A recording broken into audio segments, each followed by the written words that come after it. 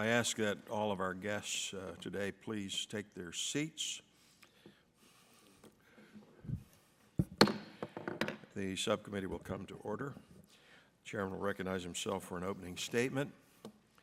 Genetically modified organisms, or GMOs, is a term that refers to ingredients sourced from crops that have been genetically engineered to express certain traits or characteristics.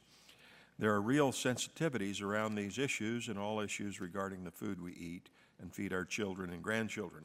It is our job as policymakers, particularly as it relates to the public health, to establish a factually and scientifically sound foundation prior to taking any action that would impact consumers and our economy. This hearing provides a great opportunity to put rhetoric aside and do just that. Genetic engineering in agriculture has occurred for centuries. Ingredients from genetically engineered plants have been a part of the U.S. food supply for decades. In fact, as much as 90% of our corn, sugar beet, and soybean crops are now genetically engineered, and more than 70% of processed foods contain ingredients derived from such crops. The Food and Drug Administration oversees the safety of all food products from plant sources, including those from genetically engineered crops. These products must meet the same safety requirements as foods from traditionally bred crops. The FDA currently has a consultation process in place in which developers of the underlying technologies address any outstanding safety or other regulatory issues with the agency prior to marketing their products. FDA has completed approximately 100 of such consultations. No products have gone to market until FDA's safety-related questions have been resolved. FDA officials have repeatedly stated that the agency has no basis for concluding that bioengineered foods are different from other foods in any meaningful way, and the World Health Organization has confirmed that, quote, no effects on human health have been shown as a result of consumption of such foods, end quote. In fact, they can grow faster, resist diseases and drought, cost less, and prove more nutritious. Nonetheless, there have recently been a number of state initiatives calling for the mandatory labeling of food products that contain GMOs. We will hear today from a number of witnesses who can speak to such actions and the impact they would have. I'm concerned that a patchwork of state labeling schemes would be impractical and unworkable. Such a system would create confusion among consumers and result in higher prices and fewer options. Finally, I want to commend Representative Mike Pompeo and Representative Butterfield for their leadership on these issues and look forward to learning more about their continued efforts to work in a bipartisan manner on H.R. 1599, the Safe and Accurate Food Labeling Act of 2015. While these efforts will continue as the legislative process moves forward, I'm encouraged that the revised language circulated in advance of this hearing has been informed by conversations between the sponsors, the committees of jurisdiction, the implementing agencies, and the impacted stakeholders. I would like to welcome all of our witnesses for being here today. I look forward to your testimony, and I yield the balance of my time to Distinguished Vice Chairman, Full Committee, Representative Blackburn of Tennessee. Thank you, Mr. Chairman. Welcome to all. And the chairman mentioned the food that we eat and that we feed our children and grandchildren. I want to add one category to that, what we feed our pets. And we are concerned about that aspect. Also, I do appreciate Mr. Pompeo and the assistance they have given us as we look at pet food labeling. And the chairman also mentioned that we have had these products in the marketplace for decades. I would say we're talking about over 100 years. Go back and look at what farmers did as they would breed cattle to get the best traits. Look at the work that George Washington Carver did in his 40 years of teaching and research at Tuskegee, looking for ways to improve the soil, looking at different varietals of peanuts and sweet potatoes, and improving the health of individuals in the South. Genetically modified foods are components that are indeed with us.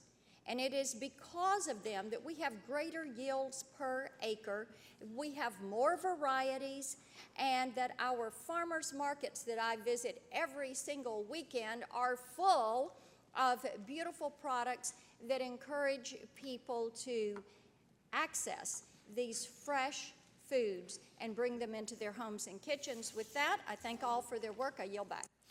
Chair, thanks, Gentlelady. Now I recognize the ranking member of the subcommittee, Mr. Green, 5 minutes for an opening statement. Mr. Chairman, I was glad our vice chair of the subcommittee worried about our pets.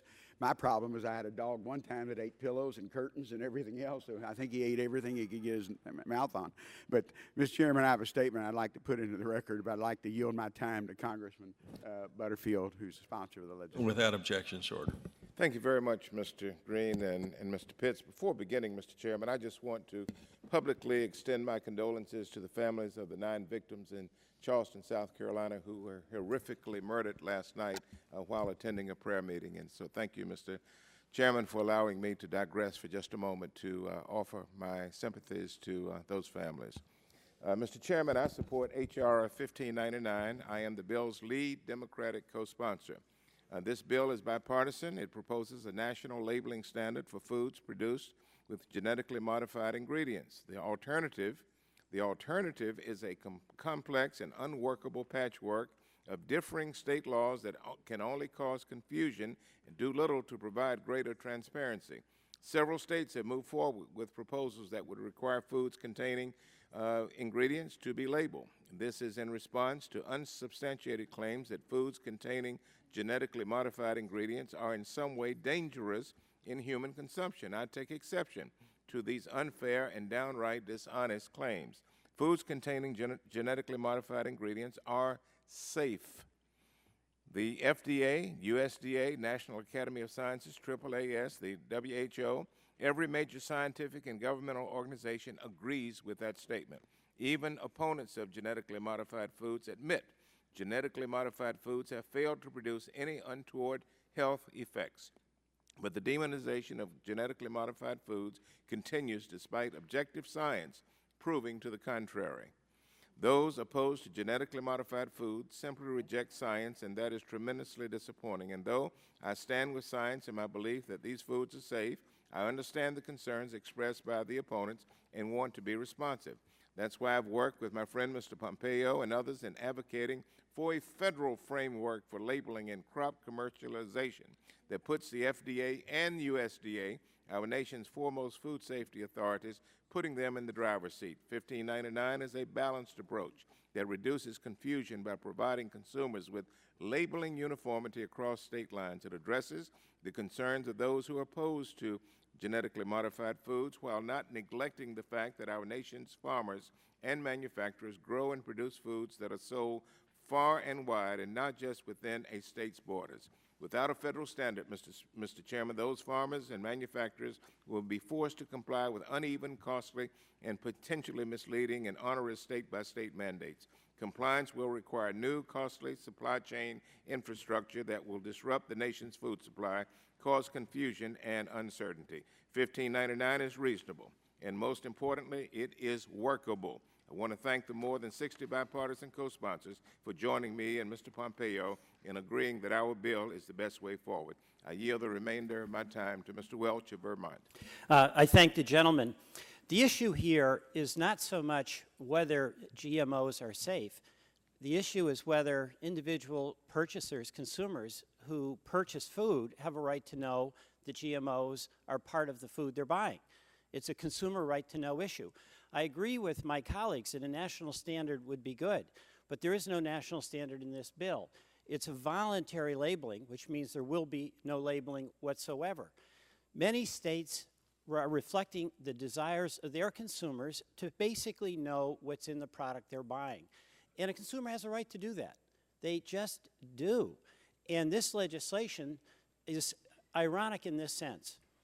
If GMOs are so safe, and I'm not here to challenge that assertion, but if they're so safe, why not label so that folks who are getting what the manufacturers assert is so safe know that their product will be labeled and consumers can then make their own decision. I mean, my question really is, if they're so safe, why would anyone be afraid of so labeling those products so that consumers would have a right to know? Now, in Vermont, we have our Assistant Attorney General here, Todd Delos, who's going to talk about what we've done in Vermont. 3 states have passed labeling laws. Several others are considering them. There have been referendums that almost passed in California, and it's reflecting this groundswell of desire that consumers have to know what's in the products that they're buying. Now, I'm going to play a little unfair here, Mr. Chairman, because I am here today to give Mr. Pompeo and Mr. Butterfield a GMO-free labeled pint of the most nutritious product on planet Earth, and that's Ben & Jerry's ice cream. And this is labeled, and it sells. People love this. I yield back. Gentleman's time's expired. The chair recognizes the chair of the full committee, Mr. Upton. 5 minutes for opening statement. This morning, we continue our examination of the role biotechnology plays in our nation's farms and in our food supply. Our food, as we know, is literally our lifeline. It is important for the public to be engaged. It is the job of this subcommittee to establish a record based on the facts and the science so we ultimately pass legislation that is in the best interest of our constituents and our economy. At the hearing that we held in December last year and in other venues since then, the FDA has been clear that the pre-market consultation process currently in place to review food produced from genetically engineered crops is rigorous, and the agency has no basis for questioning its safety. The WHO and every other legitimate health and scientific body that has examined this evidence has echoed the FDA's findings. Nonetheless, there are a number of state-specific labeling requirements in various stages of consideration that are inconsistent, potentially confusing to consumers, would increase food costs, and cast doubt over the safety of biotechnology. Mr. Pompeo and Butterfield have been working tirelessly on a bipartisan basis in putting together a clear, understandable national framework that maintains FDA's current review process, codifies federal labeling standards and related requirements, establishes a certification process at the Department of Ag consistent with current organic program for the labeling of products as being produced or developed without the use of genetic engineering. The draft amendment to H.R. 1599 circulated before this hearing is another step in the right direction, and I commend the Ag Committee for working with us to get the bill through the House to ensure consumers will have a clear, concise, and consistent system to assist in their food choices. I yield the balance of my time to Mr. Pompeo. Thank you, Mr. Chairman, for yielding. I want to thank Chairman Pitts and Ranking Member Green for holding this hearing. I appreciate it. I very much want to thank Mr. Butterfield, too. We've been working on this for quite some time, and I think we're making fantastic progress. I want to thank Mr. Welch for the ice cream as well. I hope it was Chunky Monkey. I couldn't see exactly what it was. And I want to thank all the witnesses for being here today as well so that we can get the facts about both the technology and this legislation. The fact is, scientific consensus on the safety of genetically engineered products is overwhelming. Precisely 0 pieces of credible evidence have been presented to show that food produced with biotechnology poses any risk to health and safety of consumers. Therefore, the idea that government at any level should step in and mandate that they be labeled borders on the absurd. Expanding government at any level to enshrine preferences into a costly legal requirement is bad policy. What policymakers need to realize is that this bad policy has real effects on families we represent in our districts. Those who support mandatory genetically engineered product labeling must stand up and admit they're willing to increase the cost of food for families in places like Wichita and Houston and Grand Rapids or New York in order to satisfy the unscientific demands of anti-biotechnology activists. Our goal here must be to ensure that families in America have access to safe, nutritious, affordable food for their kids and families. Having hundreds of different governments, state and local, regulating food labeling increases cost to families across America and for no benefit. We should also consider the effects of biotechnology on the ability to feed the world. Providing affordable food around the planet is something that Americans and Kansans are going to need to be an important part of, and allowing biotechnology to flourish will be an important part of getting this policy right. The potential amendment we're considering on H.R. 59 and the one that we're reviewing today is a result of much conversation between the Energy and Commerce Committee and the Ag Committee, and I appreciate their work alongside us. Like the current language, this amendment ensures that every new genetically engineered plant destined to enter our nation's food supply goes through an FDA safety review. Additionally, this amendment improves our bill by aligning USDA and FDA responsibilities to ensure that a thorough and complete review of these products is done. I have a letter from over 24 members of the Agriculture Committee, Mr. Pitts, that I'd like to enter into the record, dated June 18th. Without objection, so ordered. Thank you. The reality is that biotechnology time and time again has been proven safe. This is simply not a debatable point. Our policy ought to reflect that, and we shouldn't raise the price for consumers based on the desires of a particular set of activists. Thank you again, Mr. Pitts, and I look forward to the hearing. Chair, thanks, gentlemen. Now recognize the ranking member of the full committee, Mr. Plone, 5 minutes for an opening statement. Thank you, Mr. Chairman. Today we'll hear a range of views on why there should or should not be mandatory labeling of foods from genetically engineered or GE plants, and on why states should or should not be allowed to impose such labeling requirements. I have long been a proponent of strong food labeling requirements. I was an original co-sponsor of the Nutrition Labeling and Education Act of 1990, was a strong advocate for the ACA provision requiring nutrition labeling on menus, and sponsored legislation last year, which I will be reintroducing, to update and strengthen current FDA nutrition labeling requirements. And I have strongly opposed any attempts to weaken existing labeling requirements, such as the Common Sense Nutrition Labeling Bill, which I believe would impede consumer access to nutritional information on menus in restaurants, pizza parlors, grocery stores, and convenience stores. So I'm inclined to be skeptical of legislation aimed at limiting rather than enhancing information on a food label. At the same time, I recognize that the differences between nutrition labeling and GE labeling may warrant different regulatory approaches. Nutrition labeling provides information that enables consumers to make health-related choices on how they eat. There's no question in my mind that the federal government should require food companies to put that information on food labels.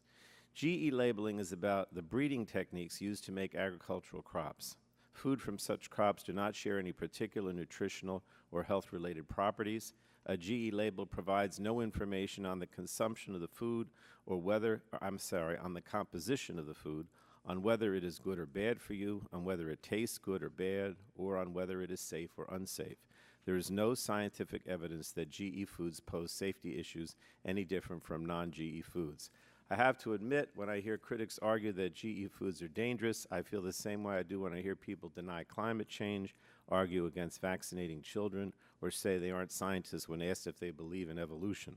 So from a science or health perspective, there doesn't seem to be a compelling government interest in forcing a food company to label a food as made with or without genetic engineering. That being said, if the state of Vermont wants to require food companies to put such information on their food labels, is there a compelling federal government interest in prohibiting them from doing so? Perhaps not. But I do think there is a compelling federal interest in preventing any labeling that is false or misleading consistent with current law. If mandatory GE labeling were inherently misleading, for example, because it implied that GE food was somehow inferior to normal food, that would seem to be a compelling reason to prohibit it. I'm so far not convinced that the requirement imposed by Vermont would be inherently misleading. I'd be interested in hearing from our panelists today on that question. Now, there may be a compelling federal interest in preventing companies from having to face 50 different food labeling regimes. In fact, it was a fear of such unworkable set of state food labeling requirements that led food companies and restaurants ultimately to support federal requirements for nutrition labeling. To avoid a 50-state problem, there are two obvious solutions. We can ban right-to-know labeling requirements outright, or we can replace them with a uniform federal mandatory GE labeling requirement. While I personally think a voluntary labeling approach is more appropriate for GE labeling, I also don't believe in preempting state law without good reason. So I think this is an important hearing, Mr. Chairman. There are a number of competing issues to weigh before moving forward on legislation, and I hope we'll take our time in considering them. I yield back. Chair, thanks, gentlemen. That concludes the opening statement of the members. As usual, all written opening statements of the members will be made a part of the record. We have one panel today. I'll introduce them in the order of their presentations. First, Mr. Rick Blasden, President and Chief Executive Officer of the Council of Supply Chain Management Professionals. Secondly, Mr. Todd Delaws, Assistant Attorney General, Office of Vermont Attorney General. Thirdly, Mr. John Reefstack, Chairman of the Board and President of Growmark, Inc. Then Greg Jaffe, Biotechnology Project Director, Center for Science in the Public Interest. And finally, Mr. Val Giddings, Senior Fellow, Information Technology and Innovation Foundation. Thank you all for coming. Your written testimony will be made part of the record. You'll each be recognized for 5 minutes to summarize your testimony. You have a series of lights on the table. Green, yellow will go on with 1 minute left. Red, we ask that you please wrap up. And if you want to take less than 5 minutes, that's okay. We're going to have to run a tight gavel this morning. So, Mr. Blazin, you're recognized for 5 minutes for your summary. Thank you very much, and good morning, Chairman Pitts and Ranking Member Green and members of the subcommittee. My name is Rick Blaskin. I'm President and Chief Executive Officer of the Council of Supply Chain Management Professionals, representing well over 8,500 members globally. Prior to joining CSCMP, I was Senior Vice President for Integrated Logistics and Conagra Foods, and in similar positions at Kraft Foods as well as Nabisco. I've been President and CEO of CSCMP since 2005. In this capacity, I serve as the primary issue expert relating to logistics and supply chain management. I want to thank you very much for inviting me to explain the importance of national labeling frameworks. I will focus my remarks on the costs associated with Vermont's labeling mandate, a law that goes into effect on July 1st, 2016, and imposes incalculable burdens on our nation's largest manufacturing sector. Grocery manufacturing is a high-volume, low-margin business, and any increase in cost, even by a matter of cents, can substantially affect a manufacturer and its supply chain. The primary cost centers in the supply chain are the cost of source materials, capital, operations, labor, storage, distribution centers, transportation, maintenance, and of course, fuel. The supply chain for a processed food begins with the raw commodity. The supplier sells the raw food to a manufacturer, and the manufacturer stores the food at the plant until it is processed into its ingredient form. That ingredient may be the final product, such as in cooking oils, or it may be used in products containing multiple ingredients. Finished goods are sent to a manufacturer's distribution center, where they're stored until ready for transport to the customer's distribution center.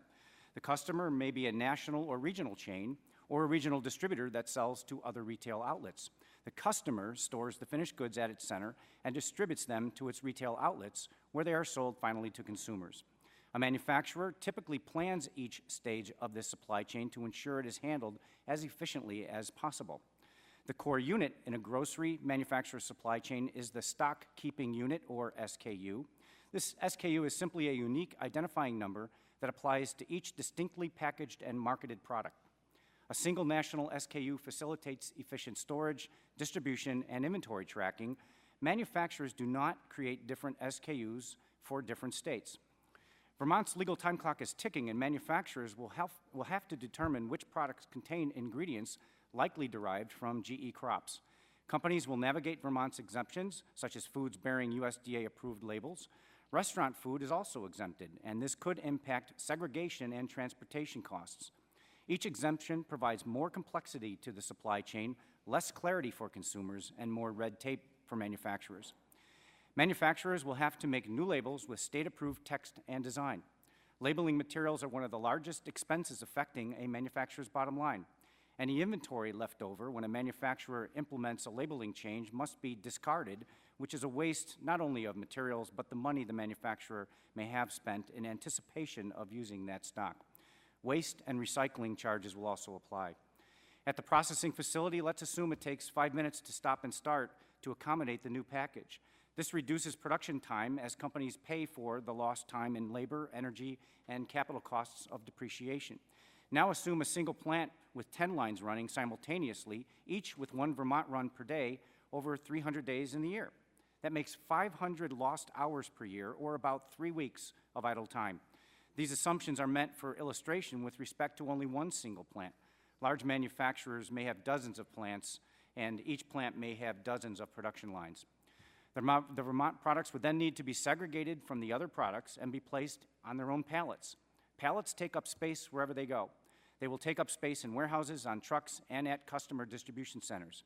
These Vermont pallets must have sufficient space to reduce the risk of product being shipped to the wrong state, namely product not intended for Vermont ending up on shelves there. Manufacturers would have to renovate or purchase new storage space or real estate. Additional pallets means additional trucks will be needed to transport products to customers. The trucks are capital investments with ongoing maintenance needs and associated labor costs. And this is just on the manufacturing end of the supply chain. The products intended for Vermont must then go through distributors and/or retailer supply chain systems who purchase the product and thus then own it, exponentially increasing the costs to service Vermont and also increasing the chance for error. Despite best efforts, mistakes will be made. One manufacturer calculates that 7 to 10% of non-Vermont product could be shipped to Vermont in error. That manufacturer will face penalties of $1,000 per day per product. For a large company that has 2,500 SKUs, it could translate to $175,000 or $250,000 in daily fines. Multiplied by thousands of products among multiple companies, these fines quickly reach tens of millions of dollars. Products with long shelf lives, greater than 18 months, that are currently in distribution or already on the shelves will be subject to fines. So, Mr. Chairman, from a supply chain and logistical perspective, this law really is a nightmare. U.S. consumers benefit from the safest and most efficient food supply in the world. I urge Congress to protect our national food system from an unnecessary patchwork of state labeling schemes that will hurt American employers and do nothing to protect consumers. I thank you very much for your time. Chair thanks the gentleman. Now I recognize Ms. DeLos, 5 minutes for an opening statement. Thank you. Chairman Pitts, Ranking Member Green, Congressman Welsh, and members of the subcommittee, thank you for the opportunity to testify today. As you're well aware, the state of Vermont has been deeply involved in the labeling of food produced with genetic engineering, passing a law requiring such labeling, which will take effect a little over a year from now. Vermont's Attorney General Bill Sorrell is tasked with the enforcement of this law and has adopted regulations implementing the law.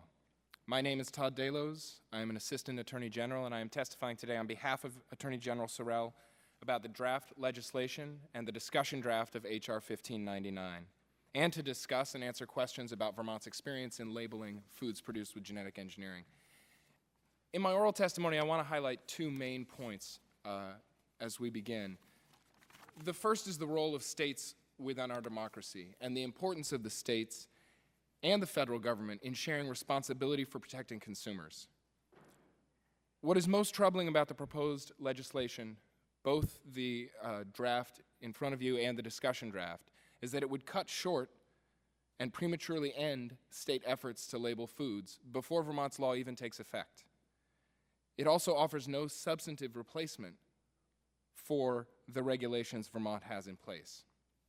Vermont does not oppose all of the federal regulation in this area, nor even all elements of the bill.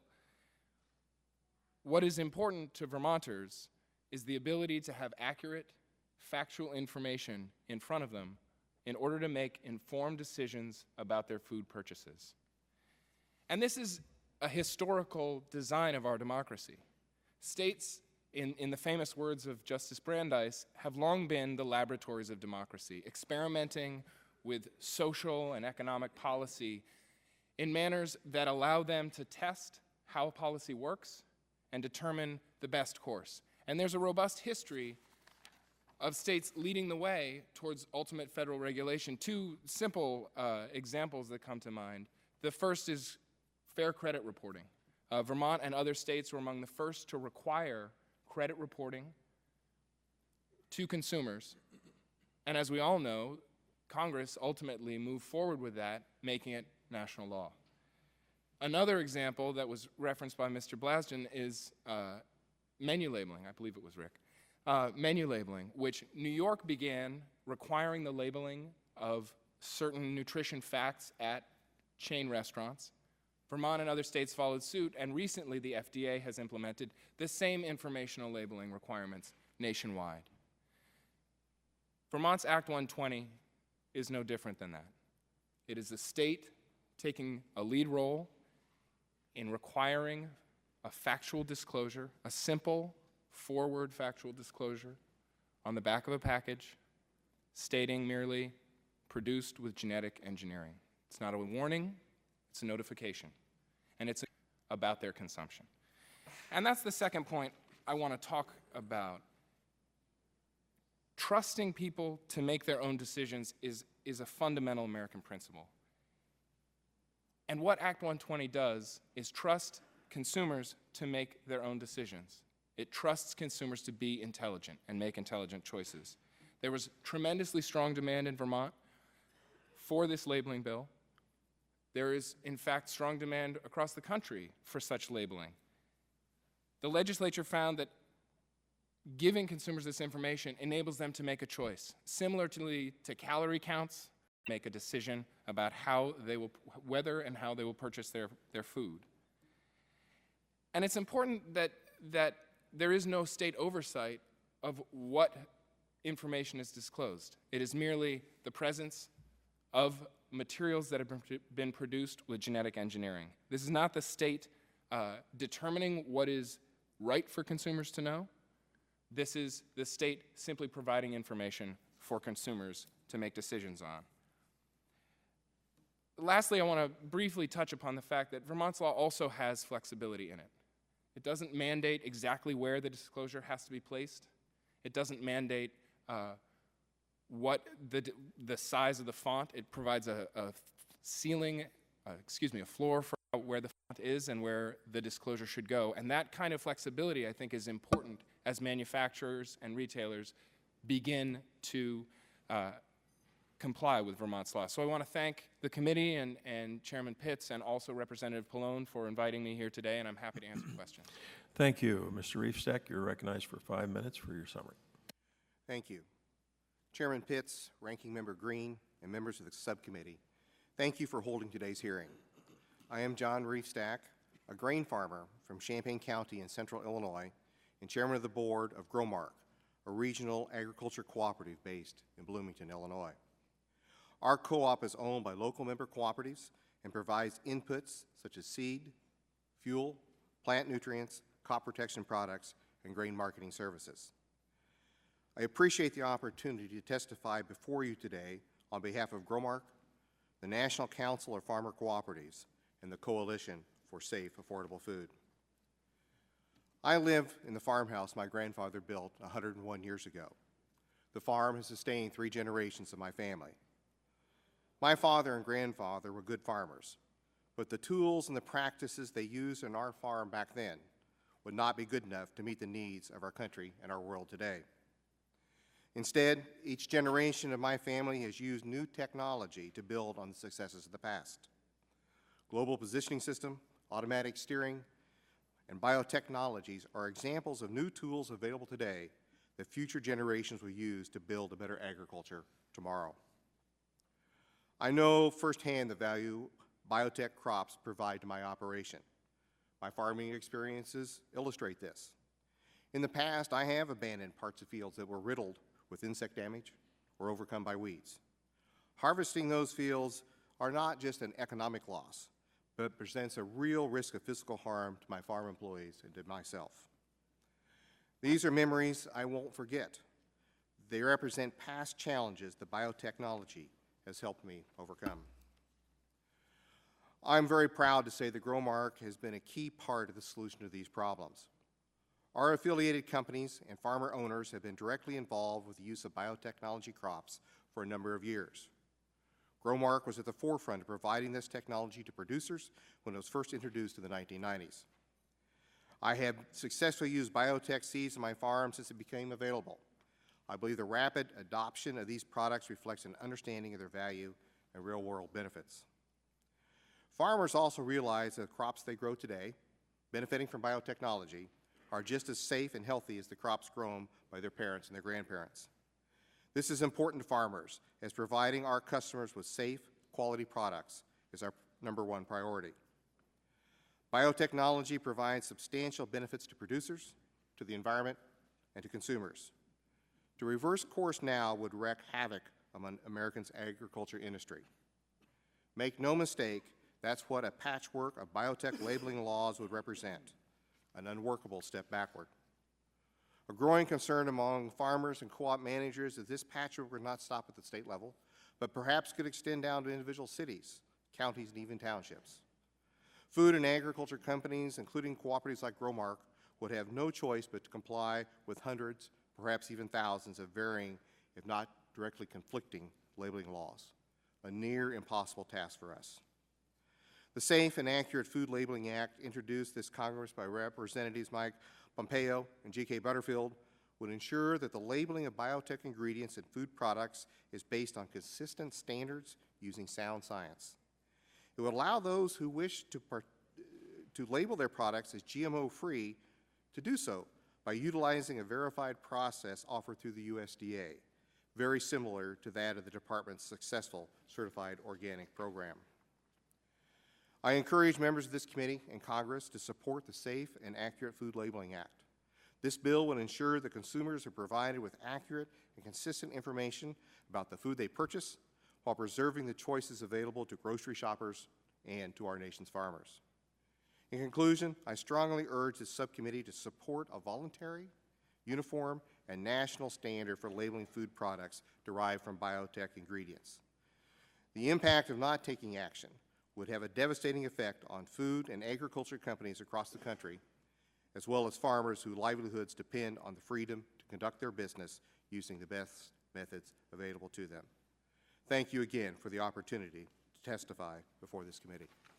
Chair, thanks, gentlemen. Now recognize Mr. Jaffe, 5 minutes for your summary. Chairman Pitts, Ranking Member Green, I want to thank the House Committee on Energy and Commerce and its Subcommittee on Health for having today's hearing and inviting me as a witness on behalf of the Center for Science and the Public Interest. The issues surrounding the proper role of the federal government in the oversight of genetically engineered crops and the labeling of foods made with or without ingredients from those crops are issues of obvious public concern that Congress needs to address. It is critical that the federal government ensure that all GE crops are safe and that whatever information is provided to consumers about foods and ingredients made from those crops be truthful, neutral, and non-misleading. I'm here today as the director of CSPI's Biotechnology project. CSPI is a nonprofit consumer organization established 44 years ago. CSPI works primarily on food safety and nutrition and publishes our Nutrition Action Health newsletter to educate consumers on issues surrounding diet and health. CSPI receives no funding from industry or the federal government.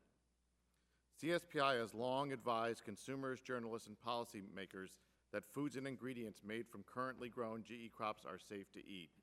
The current crops have also provided tremendous benefits to farmers and the environment in both the United States and around the world. CSPI has advocated for improvements in current federal oversight to ensure safety to humans, animals, the environment, and agriculture. I will limit my testimony today to the federal government's oversight of food and feed safety issues, which are primary responsibility of FDA and directly related to this hearing. FDA ensures the safety of foods under the Food, Drug, and Cosmetic Act. Under that law, FDA has established a voluntary consultation process whereby developers of GE seeds can provide FDA with safety data and their analysis of those data to show FDA that the crop is substantially equivalent to its conventional counterpart. When FDA consultation is completed, FDA responds to the seed developer by stating in a letter that FDA has, quote, no further questions about the developer's determination that the GE crop is substantially equivalent to its conventional counterpart. CSPI believes that FDA should determine the safety of all GE food crops before foods from those crops enter our food supply. FDA should review the safety data submitted by the developer, conduct its own analysis of that data, and provide the developer and the public with its opinion of whether foods from GE crops are safe to eat by humans and animals. That would be consistent with how most other countries ensure the safety of GE crops. H.R. 1599 goes only a small step towards what we believe is the proper role of FDA to ensure the safety of GE crops and the foods made from them. H.R. 1599 would codify the current FDA voluntary consultation process. It does not require, however, FDA to provide its opinion on each particular GE crop safety. In addition, it does not put the burden of proof on the notifier to satisfy FDA that the GE food crops or foods and ingredients made from those crops are safe before marketing the GE crop. The recently announced amendments to H.R. 1599 does not correct those major deficiencies and does not grant FDA any new legal authority to ensure that GE food crops are safe. Instead, it amends the Plant Protection Act to state that a GE crop that has been granted non-regulated status under USDA regulations cannot be marketed in interstate commerce until USDA has received from the developer the no further questions letter it received from FDA. FDA would still not need to make its own independent determination that the GE food crops meet the safety standard, and the amendment does not provide FDA with the needed authority to prevent foods or ingredients from GE crops from entering the food supply until the notifier satisfies FDA of their safety. H.R. 1599 and the amendment provide USDA's Agricultural Marketing Service with new legal authority to establish a certification and labeling system for food manufacturers who wish to label foods that either contain or do not contain ingredients from GE crops. CSPI supports the federal government's oversight of GE and non-GE labels to ensure they are truthful, neutral, and non-misleading. There is no standard definition of what it means to be a non-GMO, no standard way to describe that claim in a neutral manner, and no way for the consumers to know if that claim is accurate. While CSPI believes that there is no benefit to consumers from avoiding foods that contain ingredients from GE crops, CSPI understands that some consumers do want to buy such foods. The system that would be implemented at USDA if Congress passed H.R. 1599 would go a long way towards uniform labels with verifiable, non-misleading claims. Therefore, CSPI endorses that portion of this legislation. I thank the committee for allowing me to testify, and I'm happy to answer questions. Chair thanks the gentleman, right on time. The members are voting on the floor. We still have 12 minutes, so we're going to continue the witness's testimony and some questions before we recess to go to the floor to vote, and then we'll come back. Mr. Giddings, you're recognized 5 minutes for your opening statement. Thank you, Mr. Chairman. Thank you, Mr. Chairman. Mr. Green, very much appreciate the invitation to testify before you this morning on behalf of the Information Technology and Innovation Foundation on the safety and appropriate labeling for crops and foods improved through biotechnology. ITIF is a nonpartisan research and educational think tank whose mission is to formulate and promote public policies to advance technological innovation and productivity. We focus on innovation issues. We've long been involved in the conversations about agricultural biotechnology and how best to ensure its widely shared benefits to humans and the environment are not burdened by ill-considered policies, especially those based on fear and misunderstanding. I very much appreciate the opportunity to comment on these issues here today and thank in particular Mr. Pompeo for proposing this legislation, which I think is approaching perfection as a solution to some of the problems we face in this area in public policy. The introduction of crops improved through biotechnology, often called GMOs, has been one of the greatest boons to humanity in the last 10,000 years of our history. No other innovation in agriculture has been taken up more widely or more quickly, and none other has delivered greater benefits to humans, our livestock and companion animals, and the environment. These crops have been grown over the past 2 decades on over 4 billion acres worldwide. Last year alone, they were grown on 448 million acres by 18 million farmers in 28 countries legally, including a lot more where they were grown by farmers without government sanction, where the farmers could get access to the seeds. The farm gate value added has totaled more than $120 billion. And the environmental impacts of agriculture have been reduced on average by 18%. This has entailed a 37% reduction in the use of pesticides, a 22% increase in yields, and a 68% increase in farmer income. The single most important element in the equation of credit for this avalanche of global benefits is the science-based regulatory process adopted by the United States in 1986, for which you and your colleagues and your predecessors bear an enormous amount of credit. The bipartisan endorsement supporting the science-based approach to regulation that has been in place in the United States for the past 4 decades has been absolutely essential and made it possible for this technology to be developed, adapted, and disseminated. The intention of H.R. 1599 to extend this legacy of bipartisan support for science-based regulation is important as special interests seek to undermine its credibility and authority with false claims and ill-considered policy proposals at every level, particularly at the state level. Congress clearly has authority to address these issues and should formally preempt state-level actions as the Constitution directs in Article 1, Section 8, Clause 3, the Interstate Commerce Clause. I am less enthusiastic and indeed would advise against one provision before you in this legislation, which would change the nature of the FDA's safety review process for bioengineered foods by making it mandatory. It is widely acknowledged that the biotech-derived foods on the market today are safe, that they have all gone through this review process. The review process has worked and is working well, does not need any fixing. There are no safety issues outstanding which it fails to address. I know that there are those who favor making this process mandatory, but if Congress were to take that step, it would, for the first time, step away from the science-based regulation that has served us so well for decades. I say this because the term GMO is an artificial construct, and it does not represent a meaningful class of items deserving of special, much less discriminatory, regulatory status or scrutiny. That category further bears no meaningful relation to hazard or risk. GM is a process, it is not a product. Provisions with FDA regulations on labeling already in place mandate consumer information about the contents of the foods that they buy and consume. So I would enter a plea that as you consider these issues, please think carefully about what will help accomplish your objectives and what will not. Making it clear to the states that labeling is a federal responsibility, that's something that would be helpful. Actions that some will construe and represent to be an acknowledgement that there are safety issues or concerns where in fact there are none would not be helpful. Thank you for the opportunity to speak to you this morning, and I am happy to answer any questions.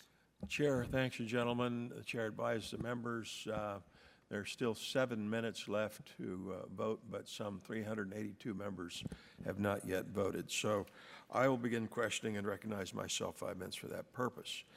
My first question is for each of you. Today's hearing is not the first hearing this subcommittee has held on this topic. Previously, the FDA has stated that their current consultation process has provided appropriate oversight of new foods derived from genetically engineered plants. FDA testified before this subcommittee last December that the consultation process is working well and provides for a rigorous food safety evaluation of such foods. I'd like to ask each of our witnesses, do you agree with the agency's assessment? Yes or no? Mr. Blaschin. Yes. Mr. Delos. I don't believe I have a basis for agreeing or disagreeing, but I trust the agency. Mr. Reefsteck. Yes. Mr. Jaffe. No. Mr. Giddings. Absolutely yes. All right, thank you. FDA also testified in December that there have not been any material differences identified between genetically engineered ingredients and those derived from traditionally bred crops. Again, would each of you please answer yes or no? Do you have any evidence to the contrary? Mr. Blaschin. No. Mr. Delos. No. Mr. Reefsteck. No. Mr. Jaffe. No. Mr. Giddings. There are some examples where there are material differences, as with cooking oils that have been modified to be more heart healthy. But where those have occurred, they have still been reviewed by FDA, they have passed the safety reviews, and the differences are indicated on the labels. Thank you. Finally, FDA testified that there is scientific consensus about the validity of the research and science behind the safety of foods derived from genetically engineered plant varieties. Do any of you disagree with that? Do you disagree, Mr. Blaschin? No. Mr. Delos? No. No. I'm sorry, I couldn't hear what you said. No. No. Mr. Reefsteck? No. Mr. Jaffe? For the current crops that have been grown and are being grown, I would answer no, but for each future crop, we need to look at those on a case-by-case basis. Mr. Giddings? I'm not aware of any area in science where the consensus on safety is stronger than in this field. All right, Mr. Giddings, can you explain what additional testing the Department of Agriculture conducts on new plant varieties used in food before they are commercialized? Well, the USDA does not necessarily do testing for food safety per se. That's the province of FDA. USDA does extensive analyses of a vast and broad amount of data relevant to safety and potential impacts for U.S. agriculture and the environment. These are the data that is submitted by applicants comes in response to their filling out APHIS's Form 2000, which lists a series of questions relevant to the safety of these crops. on which USDA wants data. The amounts of data provided are voluminous. They go far beyond, in fact, what regulators need to know to assess the safety of these crops. These crops have been examined in more depth, in more detail, in advance for safety than any others in human history, and their record of safety is unblemished. All right.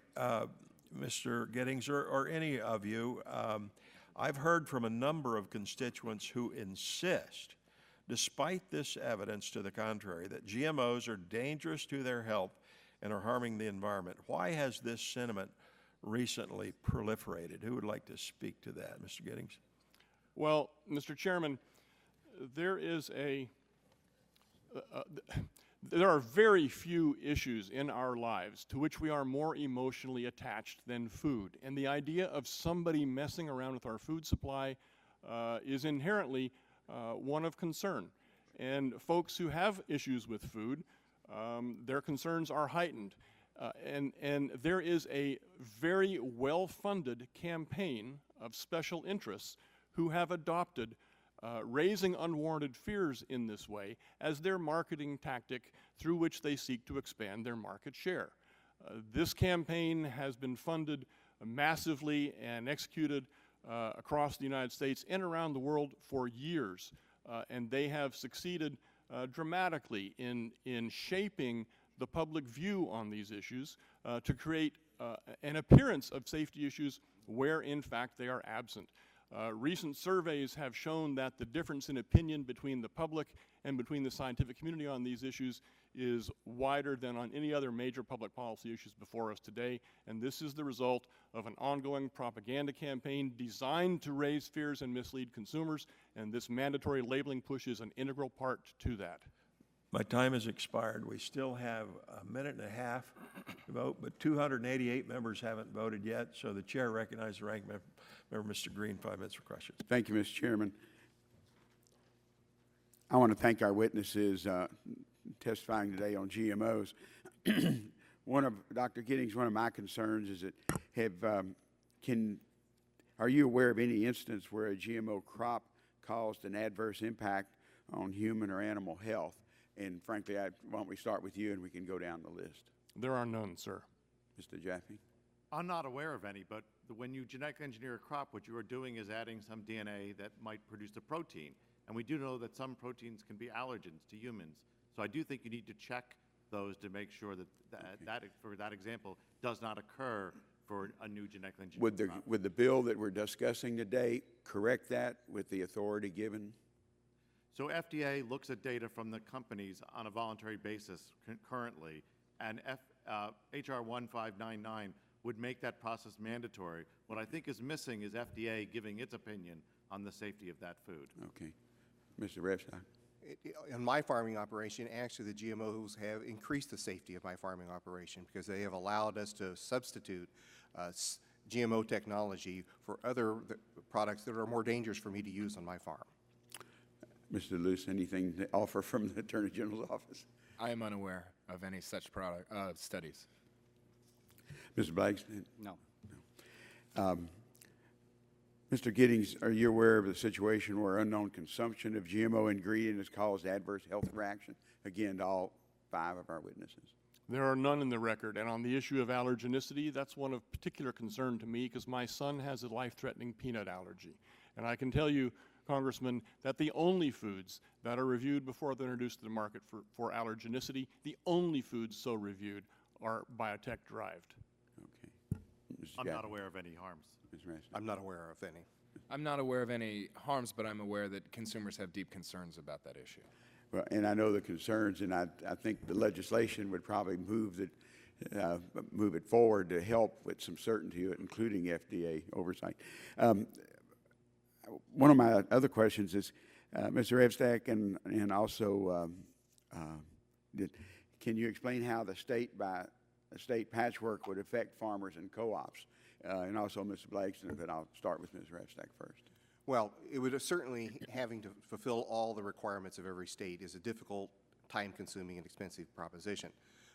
As you think about how we grow crops in the United States, we grow corn, we grow soybeans. If we have to identity preserve those crops to make sure they fit into a marketplace, for example, non-GMOs.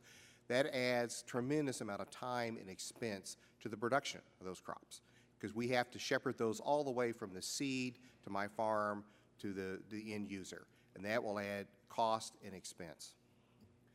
Yeah, I'll add also manufacturers typically produce products for the nation through a series of distribution networks. That product is shipped then into the retail network and then finally to the consumer shelf where it's purchased. So the right to know, the choice is very important. That's why a clear national standard is so critical to the manufacturing community. Well, it seemed would be the same thing on the labeling, because if you have, I don't think we'll ever have 50 different labeling requirements, but if 2 or 3 states do it, then we that shows we need a national standard. Right. The level of complexity with that type of labeling would be an incalculable burden on manufacturing. Okay. Mr. Chairman, I thank you and appreciate it. Chair thanks the gentleman. Time has expired on the floor vote, so we'll come back as soon as we vote. There are 2 votes, and the committee stands in recess for the floor vote.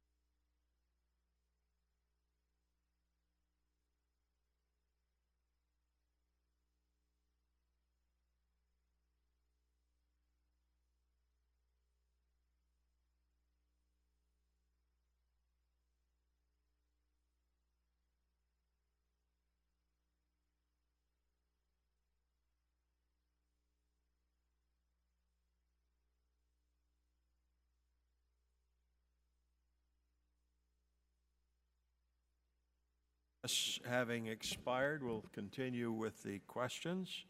And at this point, the chair recognizes the gentleman from Kentucky, Mr. Whitfield, 5 minutes for questions. Well, thank you, Mr. Chairman, and I want to thank all of the witnesses for joining us today on this very important subject.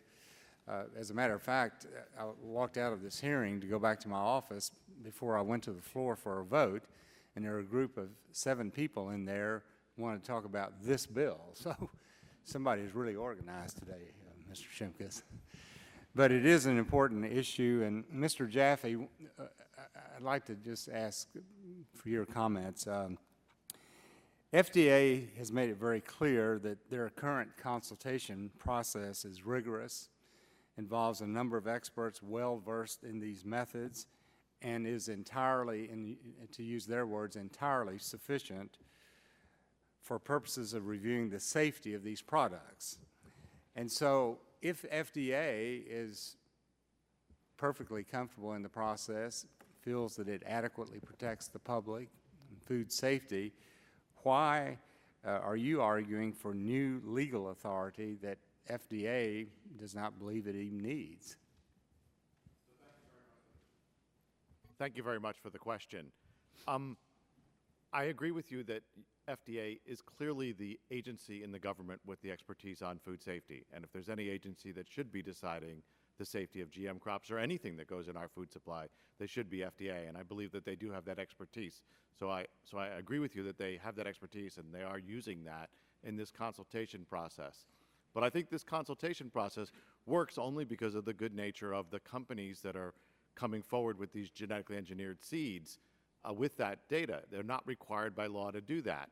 And while there are lots of incentives for companies that are based in the United States to do that, that may not be the case for imported foods that come in from other countries. So I can give you an example of China, which is now spending $300 million a year doing research on genetically engineered crops. And so they may be soon growing a genetically engineered rice variety. And that rice variety may get turned into different food products that get imported into the United States. And those companies may not think of the voluntary process as mandatory. And FDA may not know about those because they weren't homegrown products that started with research trials in a company or in a university here in the United States. So USDA may not be aware of those. And so FDA needs those tools to deal with those imports that come into this country. They need that authority to make sure that something is overseen, that those foods are safe. So your primary concern is on imports. That's one thing, and also on the exports. I do a lot of work in developing countries and around the world, and we do a lot of exports of our genetically engineered crops. And those countries can't look to the FDA decision. There's no opinion from FDA that these are safe. And so those countries, which many of our exporters from the U.S. would like to say to those countries, please defer to FDA here. They've shown that this is safe. And many countries in the world do that with lots of other foods or drugs that the U.S. does approve. But in this case, because there's no approval, they can't do that. And so they have to have their own process. So it hurts both our exports as well as our imports. Now, Mr. Giddings, I get the sense that you have an opinion about this as well. So tell me what you think about it. Mr. Whitfield, Mr. Jaffe and I have been friends for 3 decades, and it gives me a great deal of pain to have to disagree with him, but I think virtually everything he said here is mistaken. There are a couple things that we need to remember. Number one is that FDA has absolute authority to require that all food placed on the market in the United States be safe. That's all the authority they need. It doesn't matter what process is used. If it's food on the market, FDA has the authority to ensure that it is safe. The other thing to remember is that this category of GMOs or GM foods or whatever you want to call it is based upon a definition that is fundamentally at odds with the facts as we find them in the real world. This category is an artificial category. There is no meaningful basis to distinguish genetically modified organisms from others that are not, because everything on Earth is genetically modified. There is no correlation between those products of the most modern plant breeding technologies and any hazard or food safety risk. These things have an unblemished safety record. We know what causes safety problems in the consumption of food, and it's primarily the presence of pathogens. The only impact that biotech-derived foods are likely to have is to reduce the potential for pathogenic infestations. So this whole idea that this is somehow a category that is meaningful in a sense that it's relevant to risk assessment or safety is just contradicted by the facts, data, and vast experience. So the FDA is correct. There are no data, there is no experience which suggests that they need additional authorities or that there's a problem here in need of fixing. Mr. Reefsteck, do you have a comment you'd like to make on this, or? Well, I'm obviously not qualified. Yeah, okay. I'm sorry. I'm obviously not qualified to talk about the regulatory process, but I will say that the American farmers do trust our regulatory process. They believe that these products are safe, and they do need a regulatory process that delivers products to farmers in a timely manner to deal with the issues we have to deal with in the future. You know, to the Attorney General of Vermont, I'm certainly not an expert in food safety. I buy a lot of food, though, but anytime you go to a store and you see on a label, this contains such and such, or this may contain such and such, it almost seems like it's a warning label. And I just, without giving a lot of thought to this, and that's why we enjoy these hearings, without giving a lot of thought to it, I mean, I think that's one of the primary concerns I would have about the Vermont law. It almost looks like it's a warning label, and I'm not aware of any scientific evidence that there's any safety issue involved, truthfully. Would you want to make a comment on that? Certainly, Congressman, and thank you for the question, because I think it is an important distinction to make with regards to Act 120 and the disclosure that Vermont's law requires. Fundamentally, the placement of that disclosure and the size and the font and things like that, in looking at the issue of how consumers are interested in this information and how they can best access the information, the Attorney General's office intentionally chose to make the disclosure either their choices for industry. It can be the same size as the serving size disclosure on the nutrition facts panel on the back that the FDA already requires, or the ingredients listing there. The goal being to say it's got to be easily read and it's got to be easily found. Those are the standards. It's not a clear and conspicuous warning. It's a simple statement of fact on the back of the package that if a consumer is interested in finding the information, they can look for it, they can read it, and they can make a choice accordingly. Mr. Chairman, thank you. Chair, thanks, gentlemen. Now recognize the ranking member of the full committee, Mr. Pallone. 5 minutes for questions. Thank you, Mr. Chairman. As I said in my opening statement, I don't think genetically engineered foods pose special safety or environmental risk or are otherwise different from non-GEO foods. Therefore, it doesn't seem to make sense to require them to be labeled. At the same time, unless there's some harm created by allowing Vermont to impose mandatory GE labeling, I don't think we in Congress should be telling Vermonters what to do. And I'm hoping the panelists can help me figure this out. Let me ask a question. One issue I've heard is that requiring GE foods to have a special label would be inherently misleading because it would indicate that there was something different about those foods. So let me ask Mr. Jaffe. I know CSPI is a staunch supporter of strong food labeling. What are CSPI's views on that question? So thank you for that question. CSPI has been a strong proponent of labeling as something very informative to consumers and important, but that labeling has to be truthful, neutral, and non-misleading. I think that's critical. We've also been a strong believer that only the most important information should be mandated by the government. So if we're talking about safety information, whether something's an allergen, or for example, would be something that if people don't know about that, they could end up in the hospital about that, or nutritional information, how much salt or how much calories are in it, because that has a direct relationship to their diet. As you said, genetically engineered foods are, the current ones that are on the crop are safe, and so there's no safety or nutritional reason to label those. So while we support the idea that there should be transparency and consumers who want to find out information about where their food comes from should be allowed to do that, I guess our view is that in terms of government mandate, when the government mandates labeling, those should be left for the most critical pieces of information. If we mandate everything on a label, the consumers don't know what is the most critical information. So for us, the things that are most critical are either safety information or nutritional information. This doesn't qualify there. So while we think and that we understand that consumers want information about this, we think that there should be ways to figure that out less than mandatory government-imposed labels. All right, so let me ask Mr. Dallos why you don't think GE labeling is inherently misleading. I think one of my colleagues on the Republican side said, you know, if you see the label, you're just going to say, well, obviously this is different, or maybe this is bad, even though it doesn't say that. So why don't you think that the GE labeling is inherently misleading? Thank you for the question, Congressman. There are two answers to that, and I'll start with one that came along very recently. It's important to remember that H.R. 1599 is not the only challenge that Act 120 faces. Grocery Manufacturers Association and a number of other trade groups have, of course, sued the state of Vermont to enjoin the law from ever taking effect. And it's important for this body to remember that there is a bound on what Vermont can do in terms of misleading labels or anything like that. I know that I'm interrupting you because I want to ask another thing. I just Okay. want to know Sure. why it's not misleading. You got to tell me that. Well, I will say I this. haven't decided what to do here, okay? To cut myself shorter, the federal court just ruled that it wasn't misleading, that it was in fact a straightforward factual disclosure. Ruled is a strong word, but agreed with Vermont's position and indicated that that was how the court was looking at it. And again, that's the fundamental piece of Act 120, that it is a factual disclosure about a process involved in making the product. All right.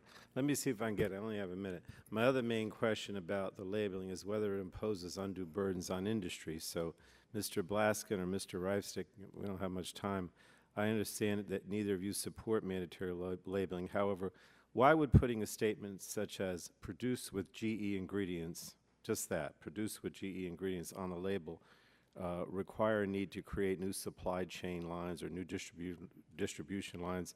You know, what problems do you foresee with the inclusion of just a small statement like that that doesn't say it's good or bad or anything, just produce with GE ingredients? I think if it's, thanks for the question, I think if it's a clear national standard, manufacturers can deal with it. If we had multiple states requiring different labeling requirements for all of these products, it would be an enormous burden on them to make sure that they got it right.